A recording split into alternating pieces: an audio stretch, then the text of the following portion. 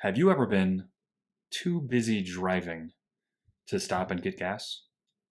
And this is an amazing question and quote from Stephen Covey. And when the first time I heard it, it made me stop and think about how many times that happens to me and what it's actually like to be driving around so busy with life that you can't even stop and get gas. And the simple fact that you need gas compounds everything. It compounds all of this stuff that you need to get done in a really negative light. We end up driving around, we've got the weight of not having gas and needing to stop to get gas sitting on us. And so when we go to do this task, we know that we have to get to the next task. We know that we don't have time to stop to get gas, so we rush through the task at hand.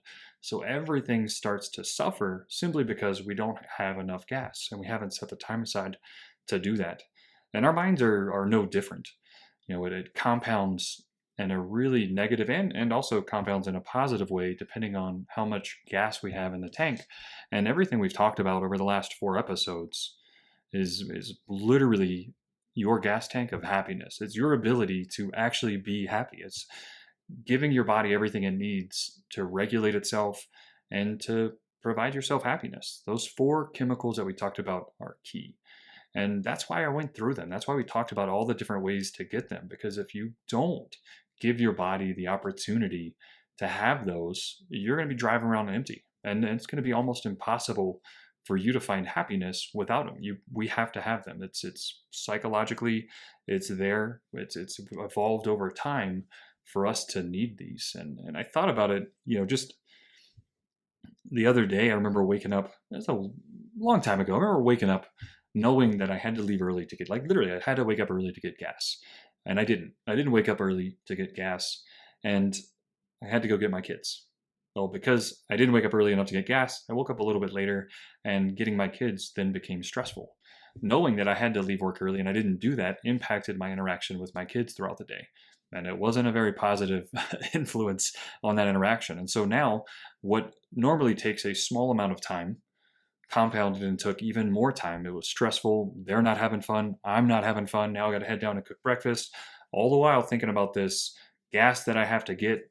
And then I finally get them fed, get out the door, driving down the road, and it's all of this compounds. I get them dropped off, and I find myself, when I meant to be earlier, I was actually later than I needed to be, and I still needed gas in my car. And I remember, we've all been there. We see the light pop up, and I remember as a kid thinking, I read that once the light comes on, you've got 50 miles, and so then you can start to plan out how far can I actually get uh, with the light on. How far below E could I actually get? The kids got up late. They're stressed. Breakfast got rushed. I left late. The drive is now stressful. I'm not getting anything done that I need to do, all because I didn't have enough gas in the tank. And the flip side of that is just simply waking up early and getting gas. Everything becomes smoother and cleaner by simply having those first things done first. And this is a big reason why now, for me, halfway tank, the halfway part on my gas tank, that's empty for me. Once it gets to halfway point, I'm stopping to fill it up. The next opportunity I have, I'm stopping to fill it up. Number one, with gas prices the way they are, it's cheaper to buy a half a tank than it is a full tank. I realize I'm still buying the same amount of gas regardless, but it feels better to fill it up from halfway point. But I also know that I don't end up in that space where I need a tank of gas and I'm too busy to drive around. And our bodies are the same way. The same way that your car can't drive without gas, work, fun trips, none of that stuff's happening. Our bodies are the exact same way. Without these chemicals, we're going to suffer that same fate. And I mentioned it earlier, but one of my favorite quotes is putting first things first. I talk about it with my kids all the time, that we have to do first things first. If you want to watch TV, you want to take some time to watch TV, well, we got to clean up first. And that's what it means to do first things first. We do the most important thing first, then we do the fun thing. And the same thing applies to us. Right now, if you don't have, I went through all those different things: serotonin, endorphin, oxytocin, dopamine. And if you listened to those, if you reflected on those and felt like, well, you don't have enough time, enough energy, enough motivation, that's literally the sign that you're running around on empty right now. And you don't have enough motivation. You don't have enough energy. But it's not the reason to not do it. It's the cause. That's the cause that stuff doesn't feel good to you right now. And we got to get ahead of it. The rest will fall into place, but we got to start filling up the tank. We got to do first things first. And I'm going to encourage you right now. We're going to take some action items. We're going to put this together and really go through and listen to those last 4 episodes that talked about serotonin, endorphins, oxytocin, dopamine. I mean, serotonin, where I gave you that analogy of the firing pin, and really truly remove that from a rifle and the function is gone. It just can't happen. And the same thing applies to us. If we're not eating the proper things to allow our bodies to create serotonin, it just can't happen.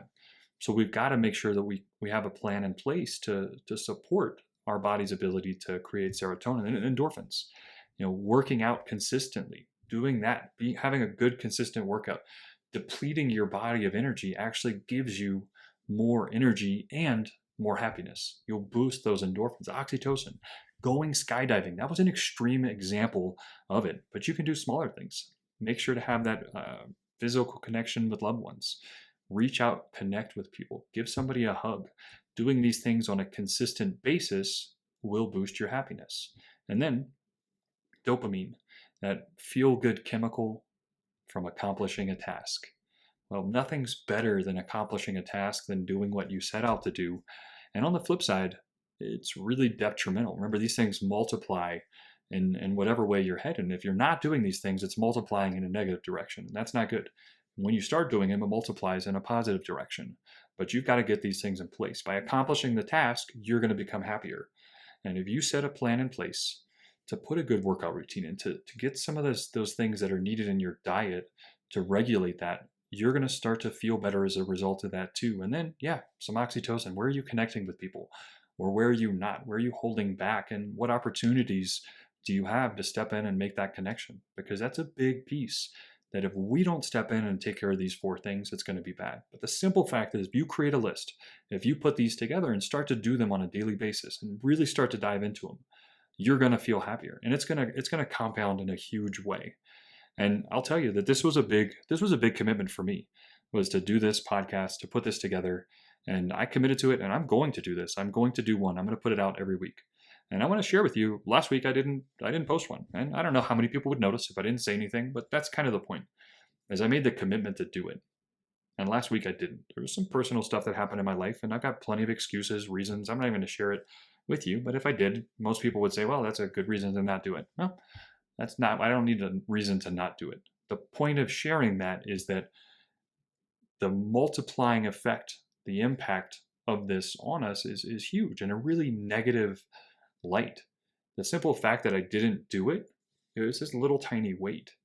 But over time, that weight gets heavier, and it gets heavier, and it gets heavier.